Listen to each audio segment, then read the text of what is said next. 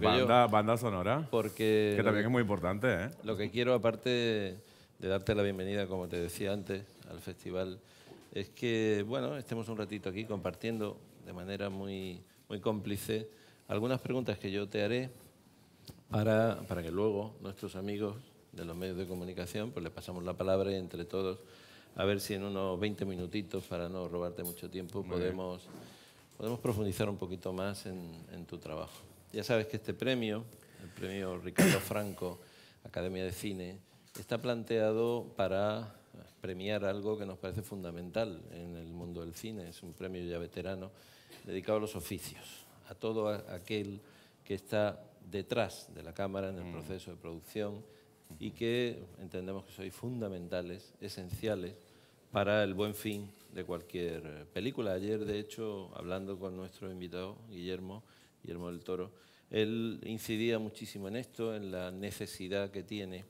de contar con vosotros, de dialogar mucho para que los personajes queden perfectamente definidos.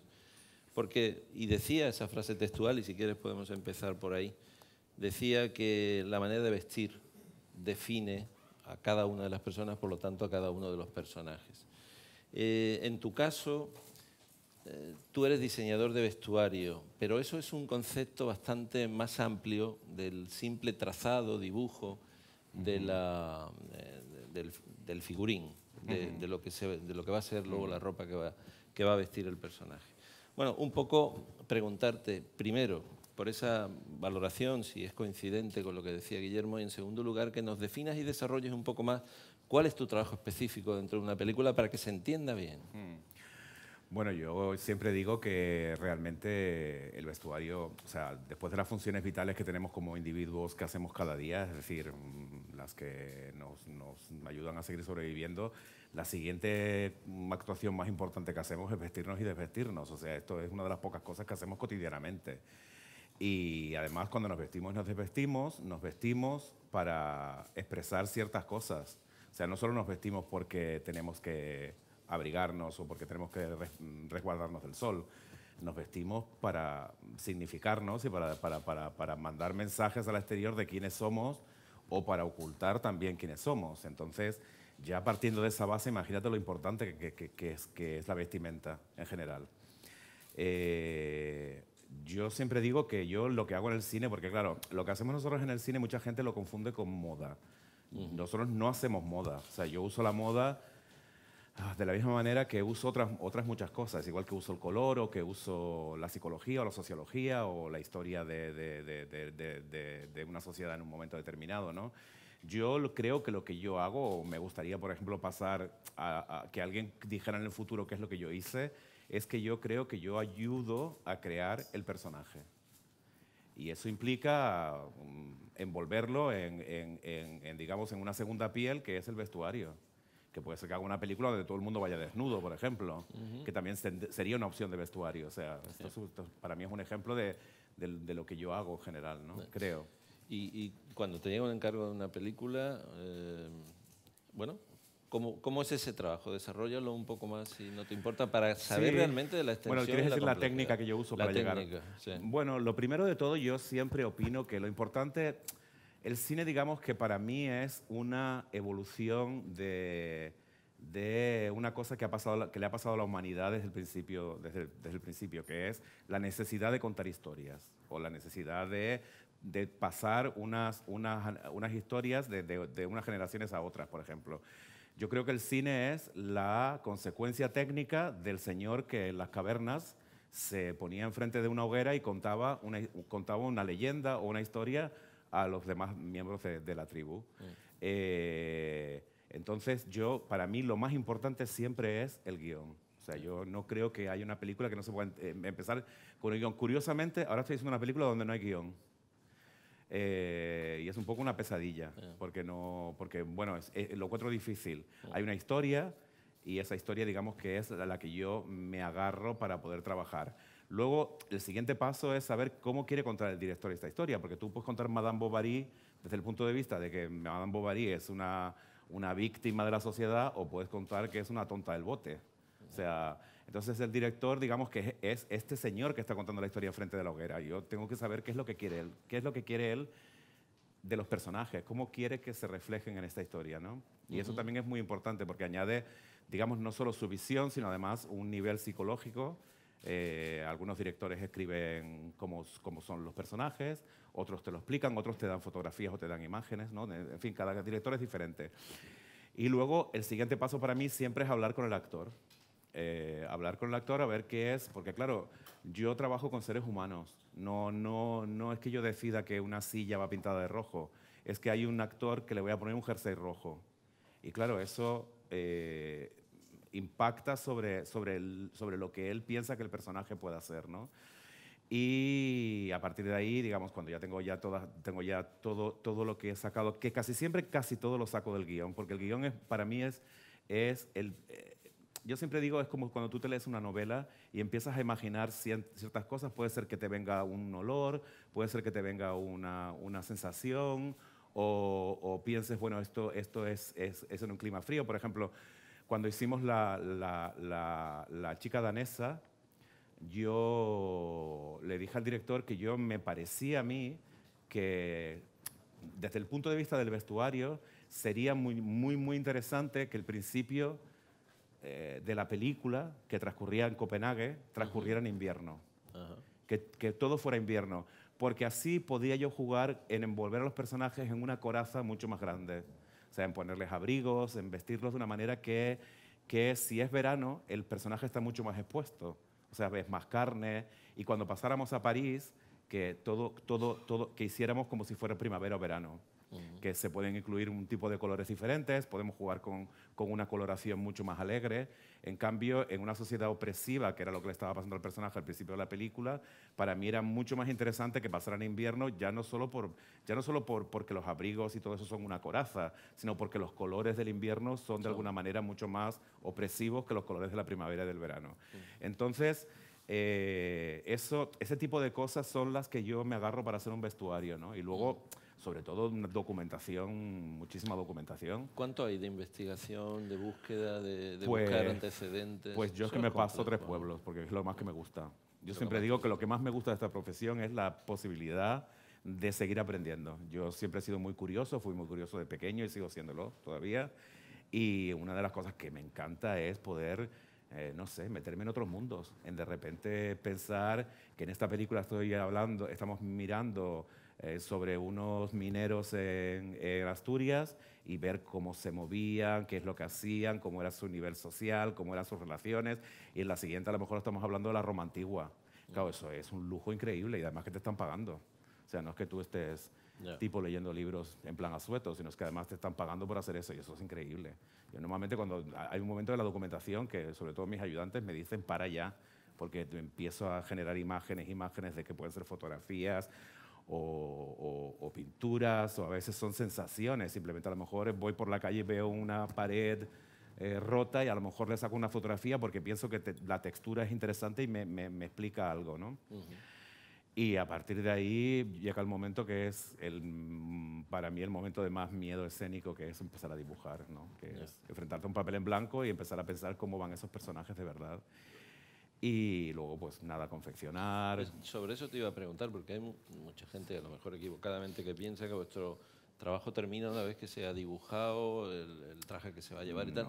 Tú sigues con toda la búsqueda de las texturas de las telas, la confección. Hombre, vamos a ver, cuando tú estás haciendo un vestuario, a veces no es el dibujo el que te trae hacia el concepto final.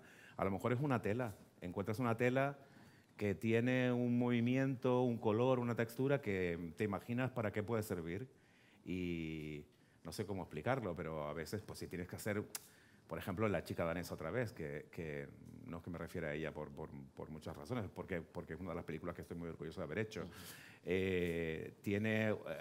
Al principio de la película yo uso solo lana, también porque hemos decidido que va a ser invierno. Y porque la lana tiene unas sensaciones táctiles que son completamente diferentes a lo que pasa en la segunda parte de la película, que es cuando pasa todo en París, decidimos que al ser verano puedo empezar a usar sedas. Entonces, claro, las sensaciones tácticas y las sensaciones que tú ves como espectador, porque tú como espectador ya sabes lo que es ponerte un abrigo de lana que pica. Y en cambio también sabes lo que es ponerte una blusa de seda que cuando la tocas sensualmente sientes cosas completamente diferentes. Claro, todo eso es importantísimo para mí. Y yo siempre digo además que es que el vestuario es una escultura, digamos que es un objeto tridimensional, una escultura en movimiento. Y todo eso es súper importante. O sea, lo que estoy creando es un objeto tridimensional. O sea, el papel es una guía como otras. De hecho, muchas veces dibujas cosas y el resultado final no tiene nada que ver con lo que has dibujado. O sea, muchos figurines que la gente ve de las películas se han generado una vez que el vestuario se ha confeccionado. Y lo haces a veces simplemente pues, para poder enseñarlo en promociones o... No sé, yo además soy un dibujante pésimo, o sea, yo dibujo muy mal, muy mal, muy mal, pero me parece que no me preocupa, me dibujo como creo que debo dibujar, que es para expresar lo que yo quiero ver y para que me entienda alguien, ¿no? Ya. ¿Te has encontrado alguna vez con algún actor, actriz, que no ha terminado de sentirse cómodo con el vestuario? Ese diálogo también me imagino que lo tienes, Bueno, ¿no? eso te pasa todo el rato. Todo O el sea, rato. claro, porque es que, no sé, yo siempre pongo el ejemplo de cuando tú eras pequeño. Yo soy canario y cuando era pequeño mi madre a veces se empeñaba y nos ponía cosas de invierno pues, porque le apetecía a ella ponernos un jersey. Y claro, te molestaba, te picaba, pues lo mismo, claro. Los actores Sí. no dejan de ser niños pequeños mayores. Y en ese Igual que los demás, quiero decir, no que los esté criticando, es que cuando nosotros hacemos un poco la función a veces como si fueras tu padre cuando eras pequeño que te ponía una chaqueta, pues lo mismo. Hay conflicto porque, pues por eso, por lo que hemos hablado, porque el vestuario es tan importante que ahí se produce un conflicto siempre. Tú no aceptas ciertas cosas como ser humano. O sea, tú puedes decir es que a mí me pica la lana, o es que yo no me pongo chaquetas, o es que yo me siento incómodo con un vaquero. Claro, todo eso pues tiene que haber un diálogo, eso es importantísimo, porque en el fondo lo que yo no puedo hacer es imponer, yo no impongo nunca nada, yo no impongo nunca nada lo que le pongo a ningún actor, o sea, tiene que haber siempre un diálogo y tiene que haber en el fondo y al final tiene que haber un consenso de que lo que yo le estoy poniendo es lo que es lo correcto para que él o ella puedan hacer el personaje. Entonces, sí, claro, te pasan muchísimas cosas. Bueno, tendría un libro lleno de anécdotas. Bueno, es cuestión de pensar en el futuro, a lo mejor. Bueno, Ir colocando, a lo mejor, no sé si se puede os poner divertiríais, porque hay muchas cosas muy divertiríamos mucho. divertidas. Y ahora trabajar para una fantasía, para ciencia ficción, como estás con un pliegue en el tiempo, eso que hablabas de que el diálogo con las personas es fundamental para construir un mundo que muchas veces es totalmente real. En este caso, situado en otro eje de coordenadas, ¿cómo cambia tu visión, tu trabajo?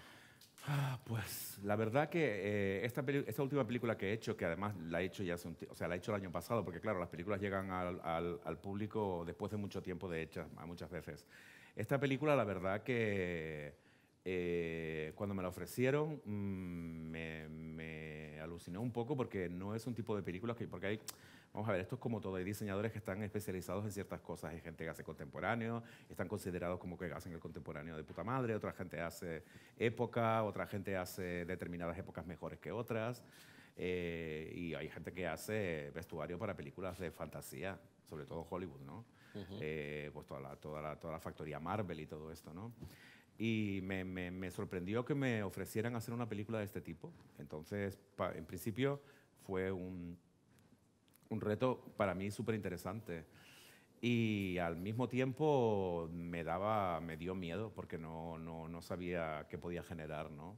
Yeah. Y sobre todo en un lugar como Hollywood que es súper implacable. Quiero decir que si no funcionas, a las 4 semanas te mandan a tu casa de vuelta.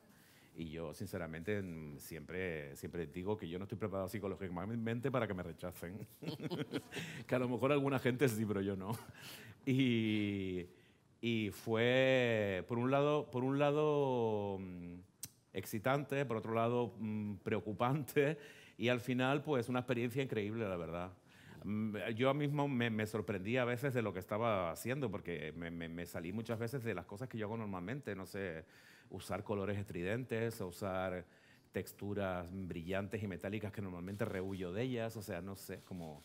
Fue una especie de indagación dentro de mí que a veces yo mismo flipaba un poco. Ya. Y luego yo pensaba, ¿de dónde me viene esto? Y un día pensé, bueno, claro, es que yo soy canario, a lo mejor esto tiene que ver con el carnaval que yo vivía de pequeño. Y ya me tranquilicé a partir de ahí. Cuando pensé que había una razón detrás. Te voy a hacer una última pregunta y ya os paso a vosotros para que podamos Deja que enriquecer beba un agua poco el porque diálogo. estoy nervioso, la verdad, y se me queda la No, boca seca. Pero estamos aquí, como te he dicho, hemos transformado estas presentaciones de nuestros nombres propios del festival, que sois los homenajeados de cada año, en una charla cómplice de grupo. Sí. Y creo que de alguna manera sí podemos estar más cerca de ti y conocer todo mucho mejor en tu trabajo. Yo te iba a preguntar por el cine español en este momento, por el panorama de los diseñadores de vestuario en el cine español, cómo lo ves y sobre todo si con tu trabajo, que estoy seguro, has generado el deseo de mucha gente joven de dedicarse a este oficio, ¿qué consejo le darías?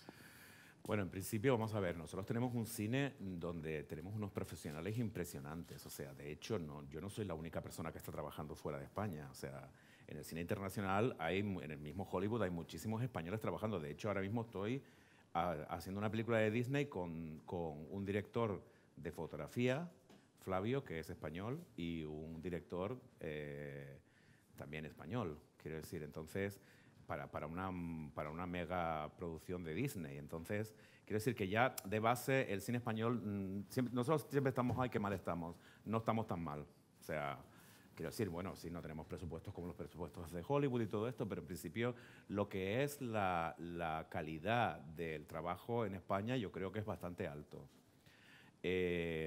Tenemos diseñadores de vestuario, vamos, no yo, impresionante. Yo he sido ayudante de dos grandes diseñadores que son Lara Huete y Sonia Grande. Y son, vamos, no sé, unas diseñadoras que hacen películas muy, muy interesantes y a un nivel increíble. Sonia también trabaja en el mundo internacional y Lara también. Y luego, ¿qué le diría a la gente? Es que para mí es un poco difícil. Yo siempre digo a todo el mundo que se relaje y que hagan lo que les pida, o bien lo que les pida el cuerpo o lo que la vida los vaya llevando. Porque yo estoy aquí, siempre digo que estoy aquí un poco sin buscarlo. O sea, yo empecé a estudiar física en la universidad, dejé físicas, me interesó hacer decoración para teatro, empecé a hacer teatro.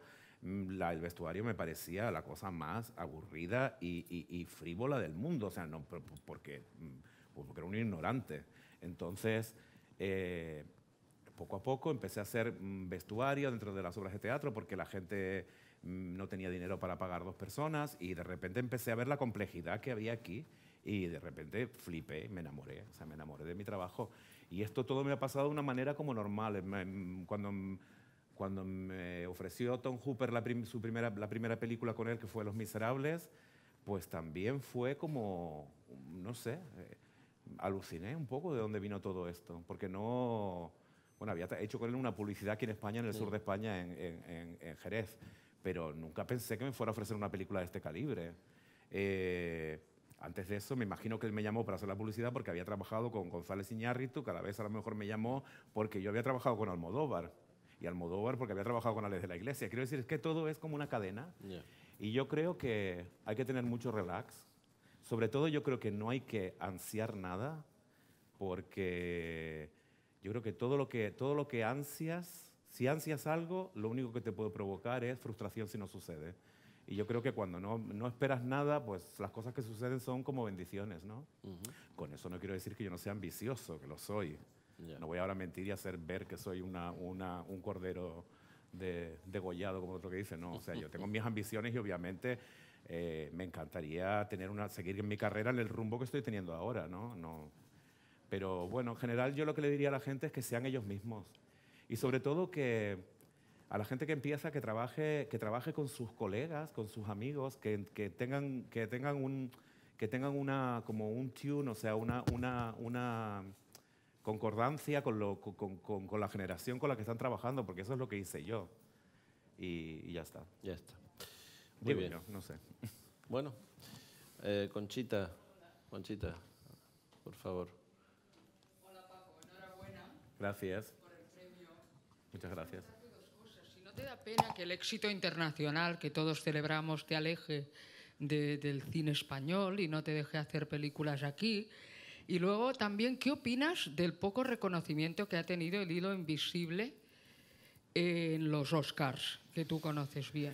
¿Podemos seguir creyendo en los Oscars? Bueno, vamos a ver, yo no sé si debería decir esto. Cuando yo era joven, los Oscars me parecían lo peor. O sea, yo, todas las películas de los Oscars me parecían que eran, pues, comerciales. No sé, yo tengo 52 años ahora y cuando yo empecé a ver cine, que yo empecé a ver cine muy joven, que vi el cine del final de los 70 y del principio de los 80, en aquel momento el cine de Hollywood nos parecía lo peor de lo peor. A mí, por lo menos. Me interesaba muchísimo más el cine europeo. No es que ahora me haya dejado de interesar el cine europeo, pero es que ahora el cine de América, que ha cambiado también mucho, porque hubo una irrupción de las películas indies y hubo una especie de cataclismo dentro del propio cine americano, me parece mucho más interesante y lo valoro más. Ahora a veces valoro mucho lo que es el entretenimiento, que antes no lo valoraba, me parecía que una película tenía que tener un mensaje. Y hoy me parece que entretener ya es un mensaje en sí mismo. Ya lo decía Brecht, que si una obra de teatro no entretiene, no tiene ningún sentido político. Entonces, eso es una parte. La siguiente pregunta, que si el cine internacional me ha alejado del cine español, pues no, porque me estáis dando un premio aquí ahora, o sea que muy alejado no debo estar. Y luego, si alguien me propone una película interesante, como por ejemplo hace 2 años he hecho Abracadabra con un gran amigo mío que es Pablo Berger, pues por supuesto, yo no tengo ningún problema, no es que no tenga ningún problema, es que yo quiero hacer películas interesantes que me interesen y pueden ser del cine español, del cine americano o del cine de Bosnia-Herzegovina, yo qué sé, ¿por qué no? Y la tercera pregunta me queda un poco colgado. Lo del hilo, el hilo invisible. Ah, el hilo invisible. Pues te voy a decir que a mí el hilo invisible no me gustó nada. Hubo un momento que tuve, yo me mandan, como soy miembro de la Academia de Hollywood, me mandan pues todos esto va a caer como un bombazo, a la gente le va a encantar. Yo la verdad que hubo un momento que apagué la película, no la podía soportar. Pero no por la ropa, sino porque la película no la soportaba. Me parecía como, no sé, a veces no conectas con una película. El hilo invisible, hombre, yo creo que se le ha reconocido el trabajo de vestuario, ¿no? Que era precisamente lo que sobresalía de verdad, creo yo.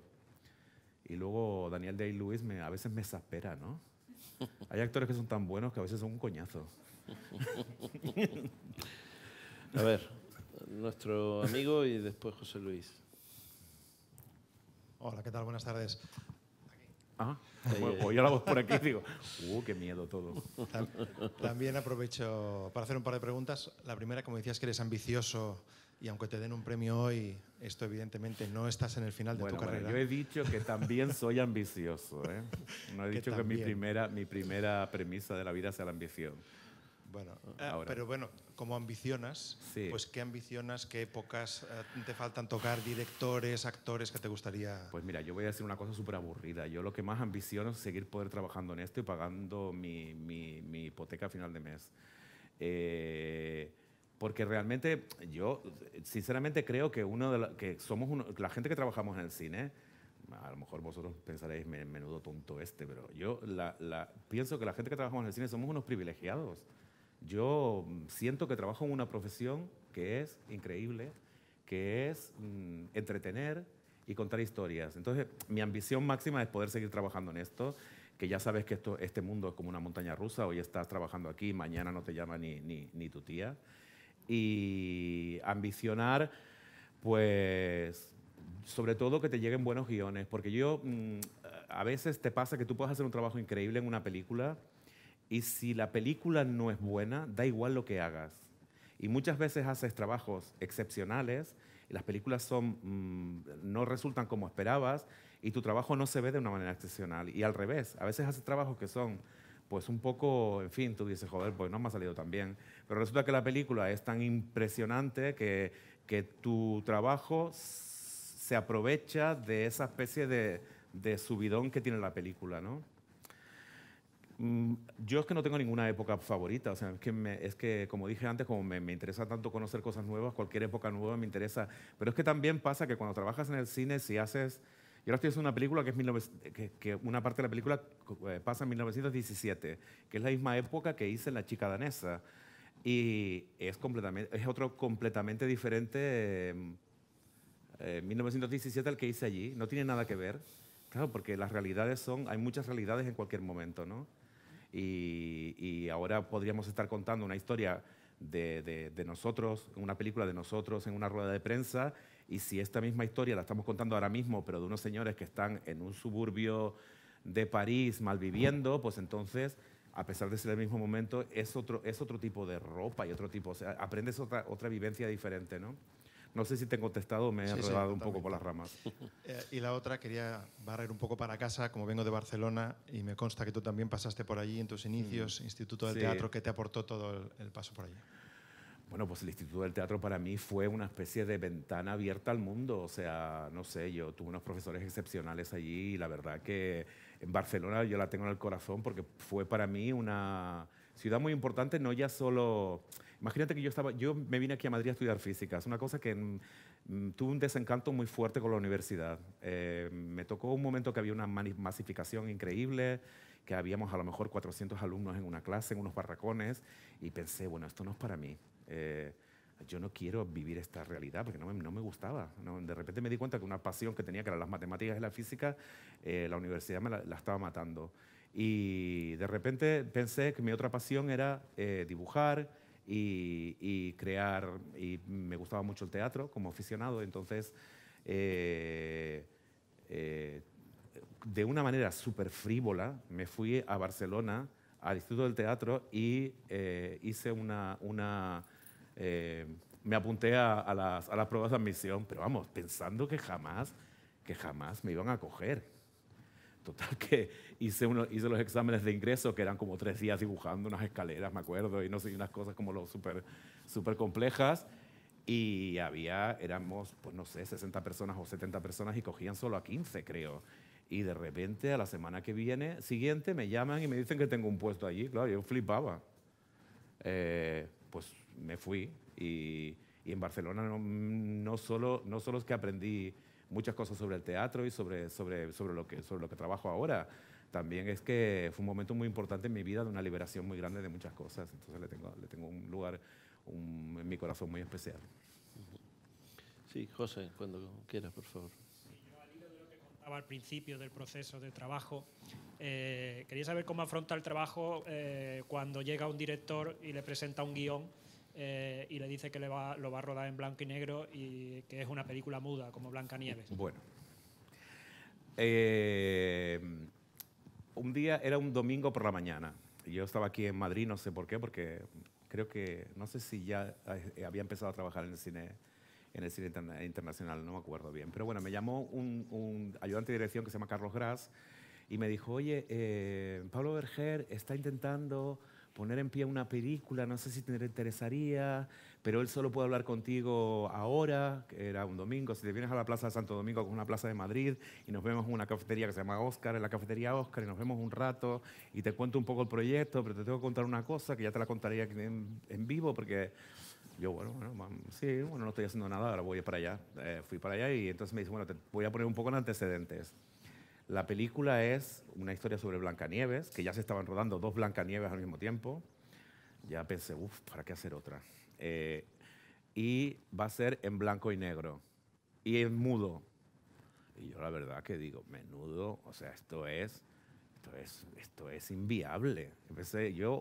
Vamos ahora a ver a Pablo. Yo pensé, a ver qué me invento yo por el camino para decirle a este hombre que no voy a hacer esta película, porque claro, no quiere decirle no la voy a hacer porque la vas a hacer en blanco y negro, me parecía feísimo. Y no la quiero hacer porque va a ser muda, porque esto va a ser un fracaso increíble. Y total que pues bueno, me estaba inventando como ideas en la cabeza de, bueno, es que tengo un compromiso, que a lo mejor puede ser, pero no, total que fui, me senté con Pablo y empezamos a hablar de la película y me empezó a contar la película y hubo un momento que en la misma conversación yo pensé, por favor que me coja. O sea, yo quiero hacer esta película como sea porque conectamos de una manera muy increíble, no solamente él y yo, sino que es que además, a pesar de que yo no quería hacer una película muda y de blanco y negro, yo soy un mega fan del cine mudo. Es que nos gustamos las mismas películas del cine mudo. O sea, yo, por ejemplo, soy un fan de Murnau y, bueno, y de Florian Rey de la parte de toda la parte muda de Florian Rey y de muchos más, ¿no?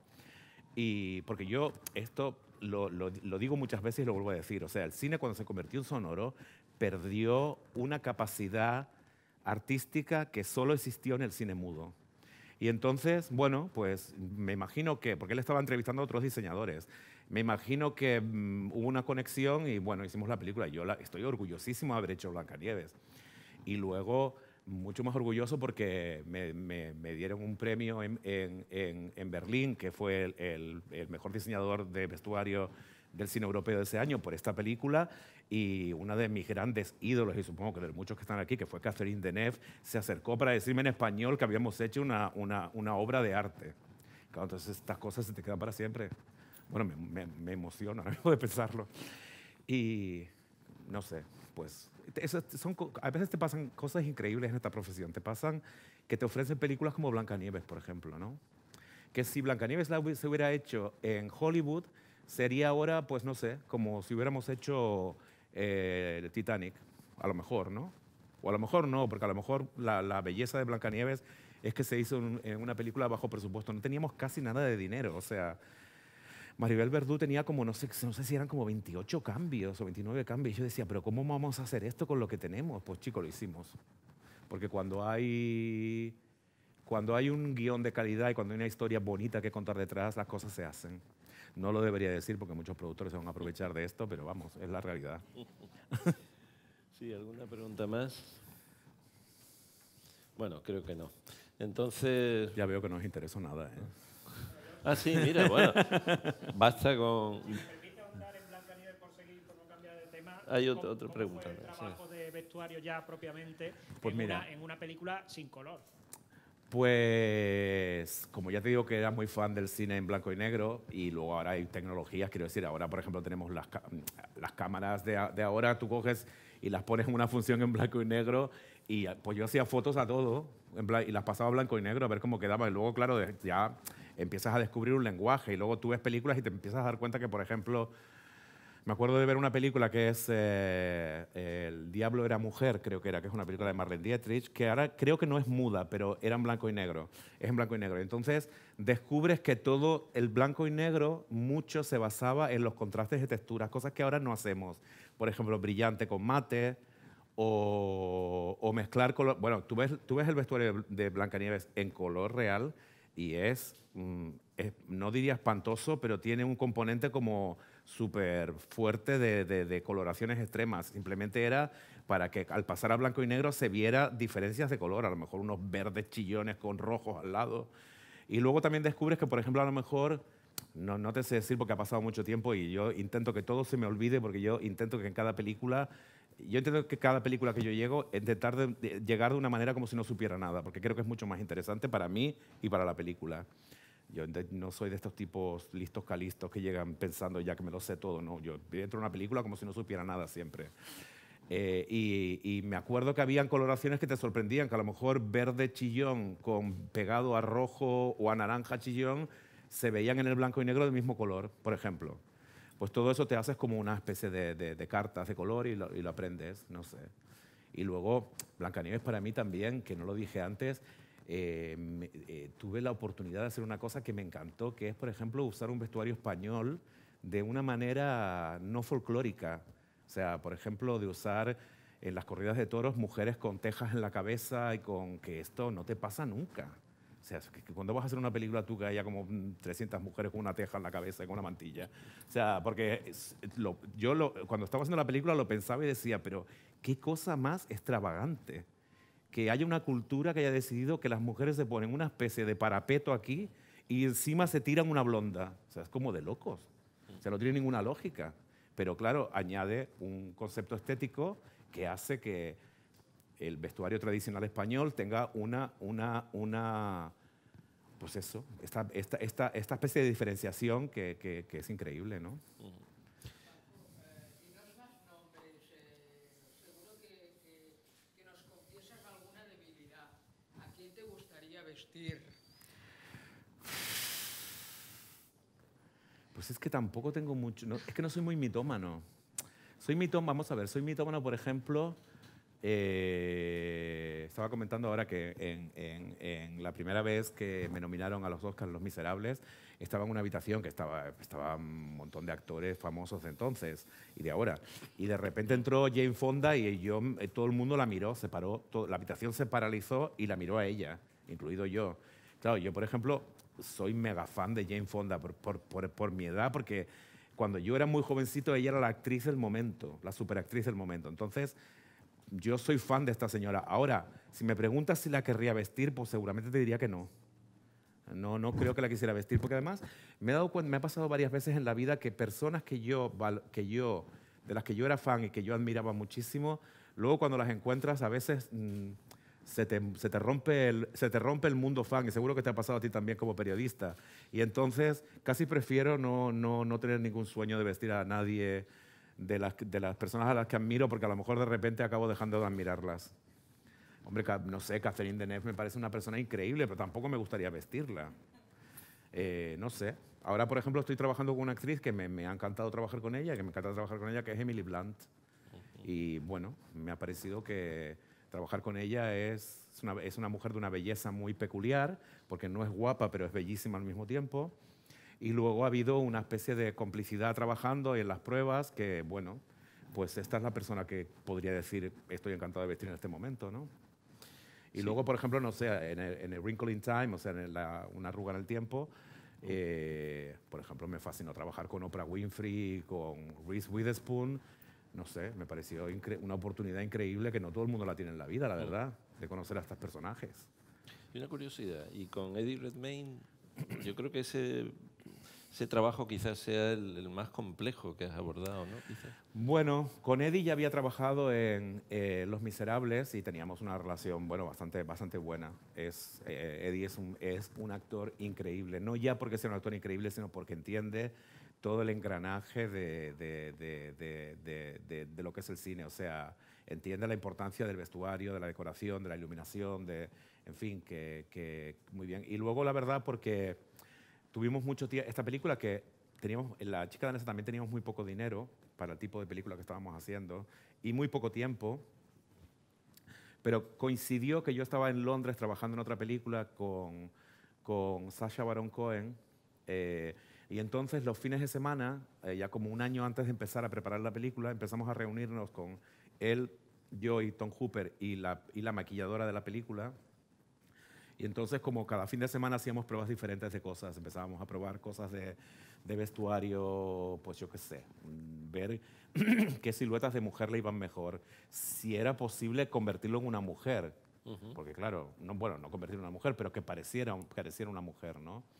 Y entonces fue como un juego y además que él fue una maravilla, o sea, se lanzó a la piscina porque vestirte, yo me imagino como actor, interpretar un papel de un cambio de género debe ser muy duro y tienes que quitarte muchos complejos de encima. Y aparte tú le diste la piel de ese cambio con el vestuario, porque es fundamental, como de alguna manera él lo ha Bueno, es transformado. que sí hay un momento, quiero decir, si hay un personaje donde el vestuario sea clave, es en un personaje donde se cambia de género, porque claro, si lo que va a explicar que tú has cambiado es el vestuario. Bueno, y la peluquería, y en fin, sí, pero sí. Vamos, que en realidad los hombres y las mujeres somos casi parecidos.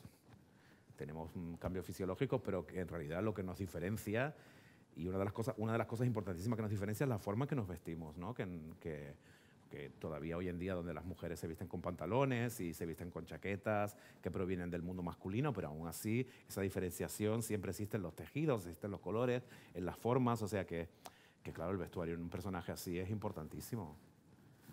Vamos, no sería tonto si dijera que no, ¿no? Nuestro amigo de Barcelona, cuando quieras. Marc. Marc. Comentabas cuando explicabas el encuentro con Pablo Berger por Blancanieves, que hubo mucha sintonía, repetiste con él, con Tom Holland también has repetido, con Almodóvar, con Les de la Iglesia, ahora Disney te vuelve a llamar. ¿Conectas siempre igual con todos tus directores? No. ¿Tienes esta sensación de que te quieren mucho? No, la verdad no, claro que no. Conectas con algunos directores y con otros no conectas nada, desgraciadamente. Pues hay directores con los que no conecto y he trabajado con ellos y no me han vuelto a llamar y yo estoy súper contento que no me llamen. Otros he trabajado y no me llaman y no estoy tan contento, pero bueno, en fin, que no, claro que no. O sea, es como... el cine es un trabajo como otro cualquiera. Tú puedes conectar con un compañero y puedes no conectar, incluso hasta lo puedes detestar. Quiero decir, todo es posible. Y con los directores te pasa lo mismo, claro. Hay directores con los que no conectas para nada. Es una putada, porque claro, una película entera sin conectar con el director. Yo normalmente intento conectar, porque incluso si no conecto, hago un esfuerzo, me imagino como todo el mundo, porque hay un tipo de sintonía, porque son muchos meses juntos en una travesía que no es siempre fácil, porque las películas no tienen nada de glamuroso, o sea, el mundo del cine no tiene ningún glamour desde dentro, desde fuera se puede ver de una manera, pero el interior del mundo del cine es un mundo de trabajo como cualquier otro, con todos los problemas que implica unas relaciones personales, trabajar a contratiempo, con fechas para tener las cosas terminadas, con nervios, con presupuestos que no puedes derrochar, en fin, es que es un mundo muy, muy complejo. El cine es de una complejidad increíble. Hay una frase que dijo una diseñadora de vestuario que trabaja con Spielberg, Joanna Johnston, que dijo en una reunión que tuvimos una vez en Hollywood que nos llamaron para Variety, nos llamó para hacer Hollywood Reporter, nos llamó para hacer una mesa redonda de diseñadores y cuando nos preguntaron ¿qué es para ti el cine? Todos empezamos a decir tonterías como el cine es una expresión de no sé qué y esta dijo el cine es una mezcla de el ejército y el circo. Y yo dije, ole tus huevos, porque lo acabas de clavar. Digo, tú sí que has dicho lo que es. El cine es un trabajo súper jerárquico, con donde es como si fuera como el ejército de verdad, o sea, porque es la única manera que funciona, o sea, no tiene nada de democrático, pero nada. O sea, todo este rollo ahora que estamos como que todo tiene que ser democrático, pues no vengáis al cine. Porque el cine no tiene nada de democrático. Y luego tiene una parte de circo, porque efectivamente somos como unos saltimbanquis que vamos de un sitio a otro y todo es improvisado y pasan cosas rarísimas. Y luego, a pesar de todo eso, te ríes porque nos reímos muchísimo. Es un mundo donde te da mucha risa porque pasan cosas que no pasan en muchos trabajos normales. Por muchas situaciones increíbles, no sé, pasan tantas cosas, a veces tan divertidas, a veces tan dramáticas, y a veces de dramáticas te ríes, porque si no te pondrías a llorar. Bueno, creo que... ¿Sabes qué ha pasado? Que hemos estado, no 20 minutos, no sé cuánto hace que llevamos, como una hora ya casi, ¿no? ¿O 40 minutos? Muy bien. Y hemos podido, creo, llegar a conocerte muy bien en tu concepto del trabajo que desarrollas, y has sido muy generoso también en las anécdotas y en el comentario. Y Bueno, ahora es que yo pienso que hay que ser divertido cuando sin uno duda, cuenta cosas y no se sin aburre, duda. imagínate. Por eso te decía que elegimos este tipo de formatos para poder conoceros mejor, más allá de una presentación oficial al uso. Pero siempre nos gusta acabar este encuentro con un pequeño avance de lo que va a suceder esta noche, que ya sabéis que le entregaremos a Paco el premio Ricardo Franco Academia de Cine en el Teatro Cervantes, en la gala que allí celebraremos, y allí lo que te vas a encontrar es, en mucha mayor medida, lo mismo que ahora te vamos a dar. Un aplauso. Muy bien. Gracias.